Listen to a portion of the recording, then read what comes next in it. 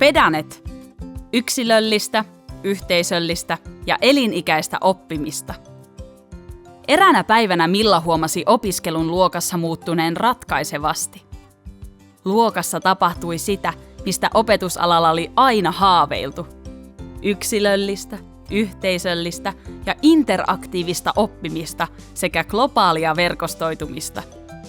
PLE-ajattelu ja elinikäisen oppimisen periaate olivat siirtyneet opetussuunnitelman riveiltä käytäntöön, vieläpä yllättävän vaivattomasti. Milla oli ottanut opetuksensa apuvälineeksi Pedanetin. Hän oli luonut Pedanettiin tarvitsemansa kurssit ja ostanut osaan niistä yhteisöllisiä, sähköisiä oppikirjoja. Muokkaamalla niitä helppokäyttöisillä työkaluilla Milla oli luonut juuri hänen oppilaitaan tukevia kurssisisältöjä.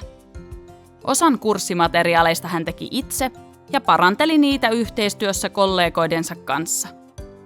Interaktiivisella oppimisalustalla olevien kurssien avulla opetus muuttui tiedon jakamisesta ja pänttäämisestä yhdessä oppimiseksi.